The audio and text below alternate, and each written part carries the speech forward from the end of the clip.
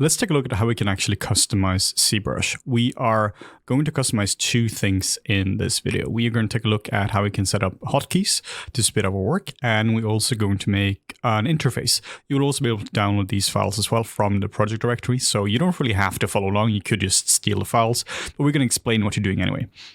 The way we customize the interface is we go to Preferences, Config, and we have Enable Customize. Once we click this one, you can see that the interface changes a little bit. Like we have some more space up here and some more space on the bottom.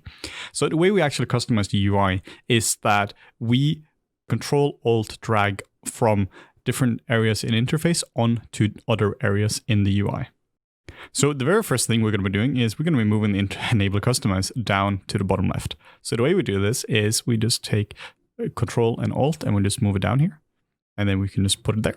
The reason we have this is because we want to go a lot back and forth between these two. Whenever you find a feature you use a lot, you are going to be using this a lot. So better just have it here. So the first feature we're going to be adding is Dynamesh. We really want to make sure that we have a way to see the Dynamesh at any one time. We don't really have to have a button for it per se, but it's really nice to know that if it's on or off. So we go to Geometry.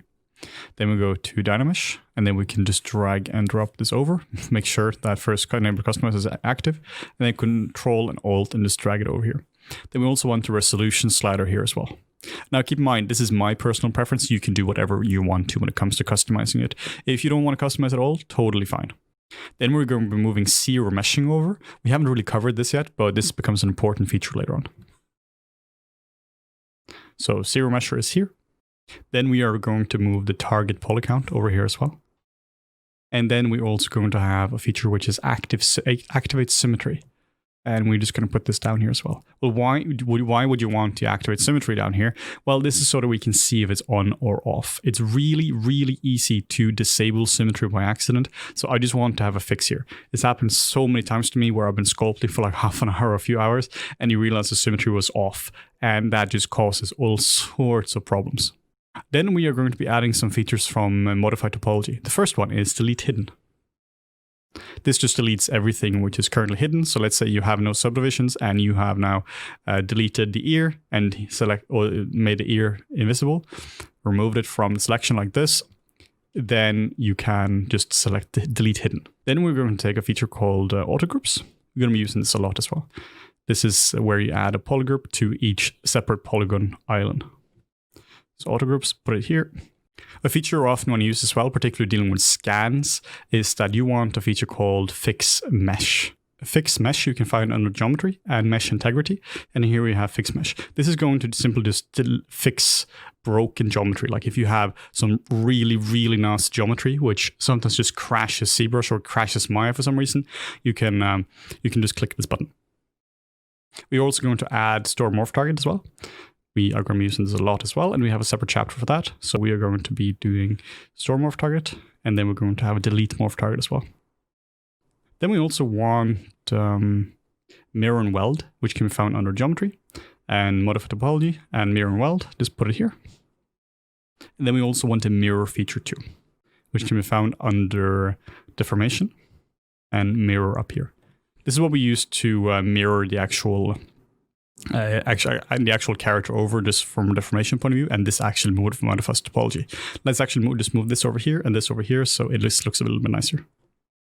Then we are going to add the subdivision slider. This is really handy if you want to quickly go up and down subdivision levels. A lot of times if you're dealing with a very heavy model, you really don't want to go up and down like this with hotkeys. You really want to just go slide it down, just slide and up and down. It's just the fastest way, and it can really take a lot of time to go up if you're dealing with like 40 million polys.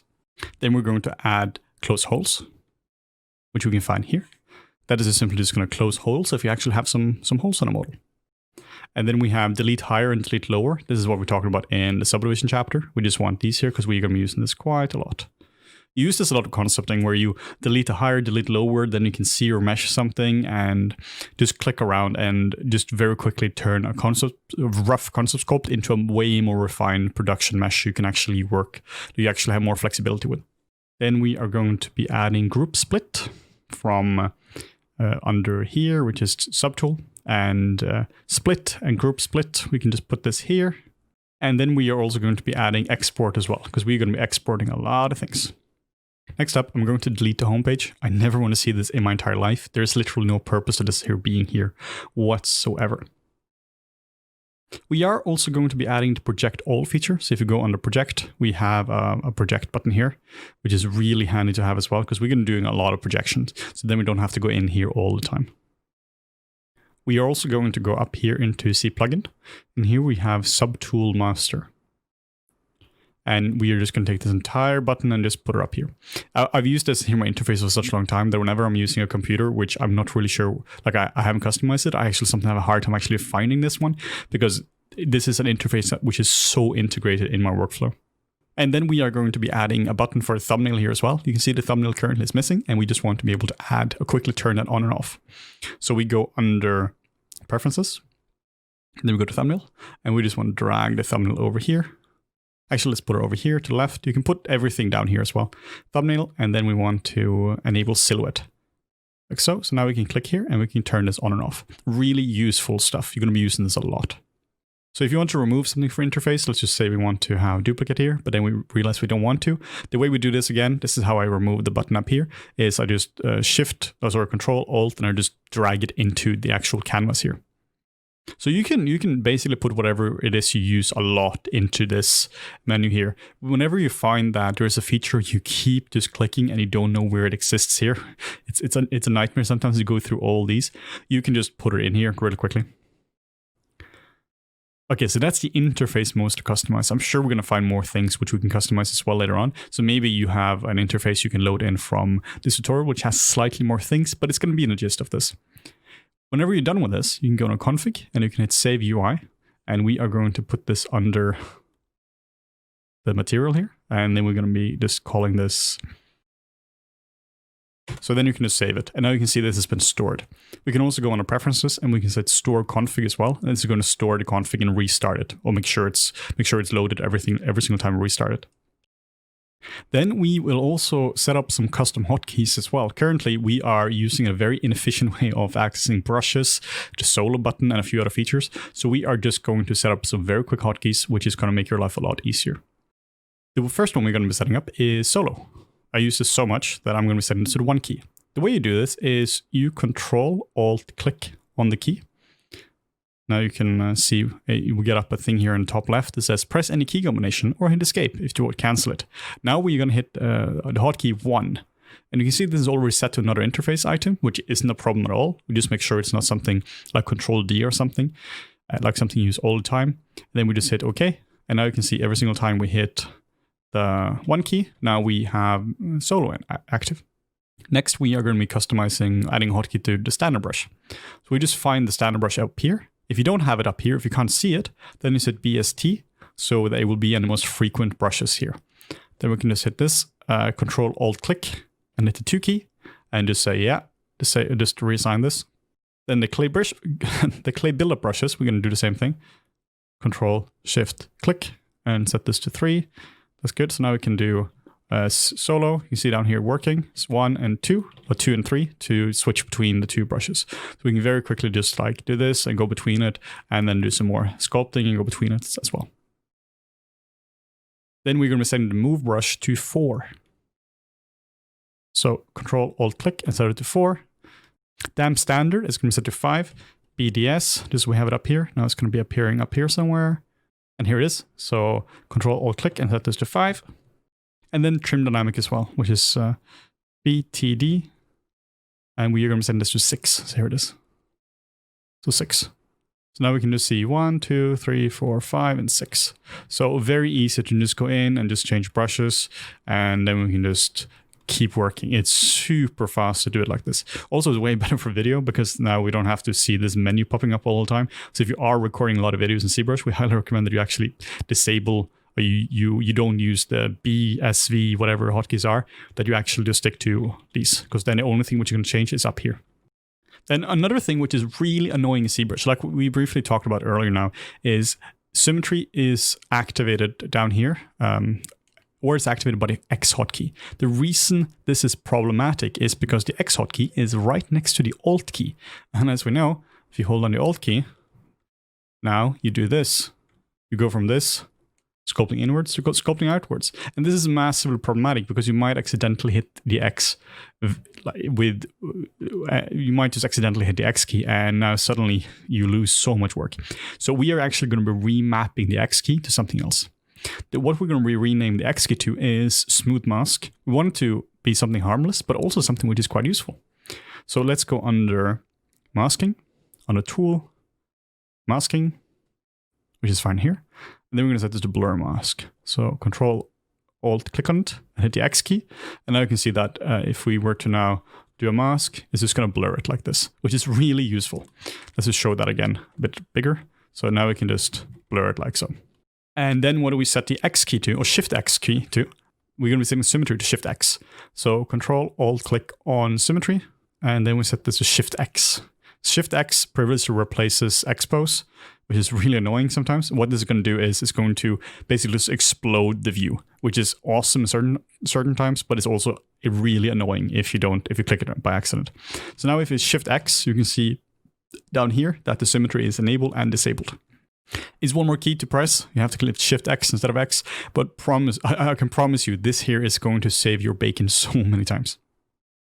Then, since we are using tools instead of projects, we are going to just be remapping Save As to Control S.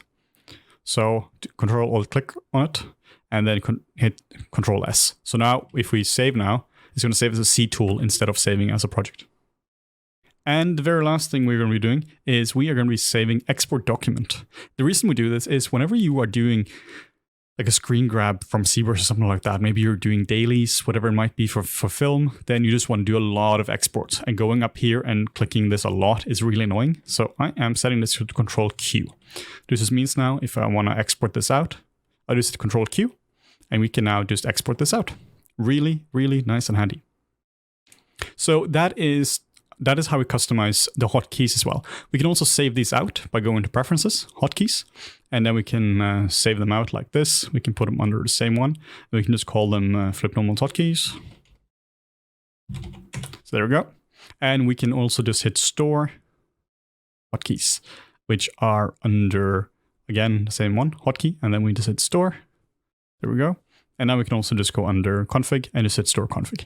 So this means now that the custom interface and the custom hotkeys will be launched every single time we launch ZBrush. Let me show you a quick example of how quick this interface can be to work with. Now we need to delete the higher subdivision levels because I want to do some stuff to it. Then we just hit delete higher. Oops, we need to just break up the layer. Just baked all first. Okay, so what we need to do is we want to delete all the subdivision levels which are higher than this. We want to say 800,000. Actually, let's do a bit lower. Now we can hit delete lower and delete higher, and now this is the actual subdivision count. Now we can create a hole here and Control W on it to create a mask. Then we can Control Shift click on it to disable it. Just look at the polygroups chapter if you're unsure what to do, what I just did here. And then we can hit delete hidden. And now we have deleted hidden and we now successfully have a hole in the actual model. If you want to split something off, let's say you want to split off his entire face into a subtool, we can quickly just Control W with the mask, whatever is masked, it's going to be its own polygroup. Then we can go to group split and now it's going to split it into two separate subtools. And then if we want to zero mesh this part now we can just click zero mesh. And now we have successfully zero meshed this. The reason it does the symmetry is because as symmetry is enabled, that just activates it across the border. But yeah, that's how quick it can be to work with a custom interface. There's so much stuff you can do. If you want to mirror and weld this, you can just hit mirror and weld like this. If you want to go the other way, you can hit mirror and then mirror and weld, and you get these super funky results like this. So I highly recommend that you use the custom interface. Even if you don't use something this heavy, you can... I definitely recommend that you customize it a little bit, find the keys you use a lot, and then also customize some hotkeys. Particularly the brush hotkeys. This is going to help you a lot to be able to go between them like so. So this is the setup we're going to be using for the rest of the series. And this is particularly useful when it comes to the ogre part of it, like part B of the whole series, because we're not going to be dealing with the brush hotkeys. We're going to be sticking with very much custom hotkeys for all of that.